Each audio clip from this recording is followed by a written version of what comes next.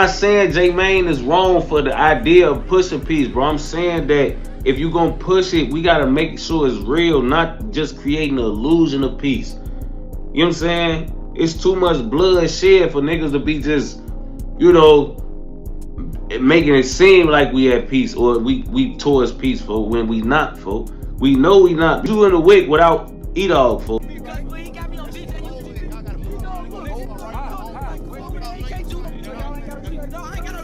Fool. You know I peep everything on for them grade. He say I was gonna win. On Jaja, you weren't gonna win. Don't play with me like you that. You see it now? On Tuga, you weren't gonna win. Talking about you was gonna win. Don't do that. On Jaja Gray, don't play on my live like that, folks. Like you was gonna win, folks. On Jaja Gray, I had it on me. On Jaja Gray, don't do that.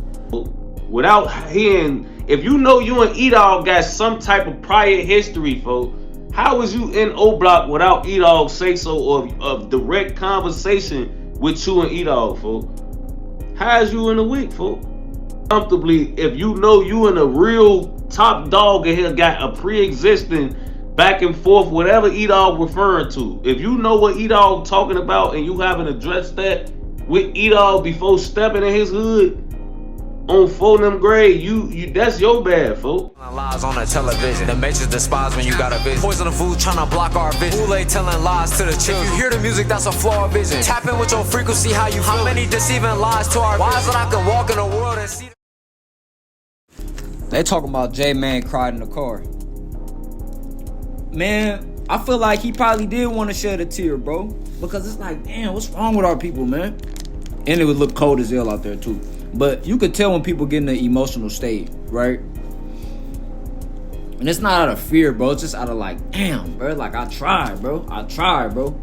Let's start there. Now, I ain't gonna lie, bro. Like, when you look at interviews from J-Mane 2-3 years ago, this is like, I respect, bro. Like, for real, he really grew as a person, bro. Because even on that live, it sounded like he tripping. And I'm not saying this not him for real. Go watch an interview of him on Say Cheese 2 years ago. It wasn't no whoops.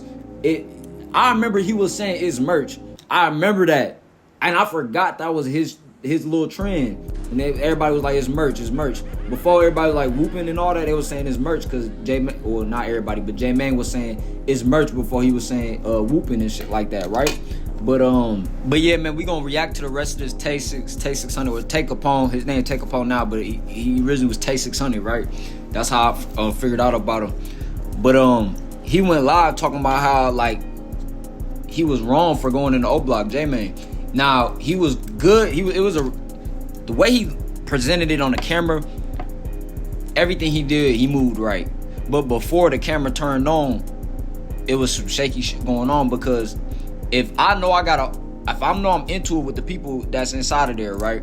Or I'm into it with a certain person that's high rank in that area, you gotta squash it with them first. That's just common sense, bro. That's if I'm beefing with the executive of Walmart, I'm not gonna just try to slide and sneak into Walmart real quick. And every time I go in, they kicking me out, and I make a fuss like, you know what I'm saying? Why y'all kicking me out or something like that? But J-Mane didn't make no fuss. He just walked off. But why would he even hear what he's saying when their energy wasn't on? Because E-Dog was like, oh, we wasn't gonna do nothing to you. They was gonna spank J-Mane in front of the security guard and everything. You could tell just the energy, bro. They was gonna spank that nigga. But if he would have talked to him beforehand, shit could have went way differently, bro. He wouldn't have to sneak around and do all that and leave early if he would have talked to somebody before, right? But why did he go without Tay Savage? That's another thing too. But let's get into the video, man. I don't want to make this shit too long, bro. I want y'all to hear the rest of these clips. So we're gonna hear Tay600 yap real quick. Yeah, fool. You know what I'm saying? And this is why I be telling y'all, G, like y'all don't think I get these talks, fool, to be on people's platforms, to be in certain skits or reels or pictures or certain events, folk, to give the illusion that I'm pushing peace. Y'all don't think I get asked about these things or these like, it's like real life, folk, like I get asked to be at these things, folk, on BD. But my thing be, I'm not trying to give the illusion of peace, folk, because that's scary, folk. Y'all high niggas thinking shit sweet that it ain't even sweet, folk. Like, closer to peace. And on Steve, niggas popping up thinking they good places, folk, and they ain't gonna be good getting their ass killed. You know what I'm saying? Like, if it ain't peaceful, folk, let's not make it seem like it's peaceful, folk. On Steve, folk. It was kids and everything with J Mane and them yesterday, folk. Like, so left folks on BD because we trying to create the illusion of peace instead of making sure it's really peace, making sure we got. That was deep, bro. I can't even lie to you. The fact that I never thought about it that way. The illusion of peace. The illusion of peace. But sometimes you gotta have the illusion manifest until it can actually become something feasible. Sometimes you doing things out of thin air, and Tay Capone spoke on this too. He said J Mane the first person to really do this. And when he say the first person to do this, his generation, his era, that was actively a part of the war. Not anybody from the outside looking in, or not anybody from a different era. J Mane is the first one to push peace in this generation with Chicago drill and all that, right? That's like actually like alive still and like here to do it. He the first one doing that how he did it. Like FBG Duck made the Chicago Legends song, and King Yella got shot for pushing the peace on the video. But he the first person that's actually putting it together like as an actual movement. Not saying the other ones was a movement, but it was more like startups. But also Ike Money and Tay 600 got good points, bro, and E-Dog had good points too, because if you was pushing peace when King, if you would have at least tried it when King Von was alive, he might have clowned you, but you still would have looked more mature on the back end and say everything would have still played out how it did. Pushing your movement would have been way bigger. That's why I'm going against the grain now, bro. I'm not waiting until like I used to rap more low vibrational, negative. I used to talk about more like anything in my music. Like I think like, oh, how can I say I'm gonna bust his hair? How can I say I'm gonna rob him in the best way? How can I say I'm gonna finesse him in the best way? That used to be my intention going into the studio. Now when I go into the studio, I think, bro, how can I empower myself? Because it starts with yourself before anything. Ain't about empowering nobody else but yourself. How can I empower myself? How can I breathe life back into myself? How can I stop casting spells over my life? How can I reverse the spells of what's going on in our communities? You know? So J Mane, I'm not saying he's not trying to reverse some spells, bro. But I ain't gonna lie, I didn't know about that live in the interview with the whiteboard and you playing too much. He was definitely supposed to come lock in on some real shit before going there whooping like that, cause that shit could, like you said, could have went left. But another thing is too is that I don't know why he didn't go without Tay Savage. Niggas just got to feeling comfortable. You know what it was, bro? Niggas got to get that content, because I know how it is when you already got in your mind that you want to do content, especially like a certain day. You gonna get there no matter what. But you never talked to E-Dog about that situation. That's crazy. That's crazy. He damn near, that's bold damn near. I ain't gonna lie, he damn near was.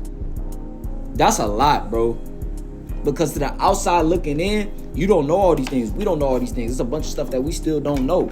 Speaking from outside, I'm not from Chicago. You know what I'm saying? But one thing, drill rap has affected my life and affected my and affected the way I view life and things like that. And also it affected a lot of people that look like me, young melanated kids.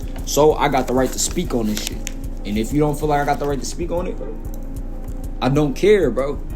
I don't care. This shit has gone on for too long. Tay Savage said he couldn't change his lyrics. Goyo said they couldn't change their lyrics because the young niggas want to listen to you talk about sliding. No, they don't. You just make it sound good on a beat and they believe in you. Just like how, bro, I can make not anything sound good on the beat. I can make real substance sound good on the beat. On a hard trap beat. I don't care, bro.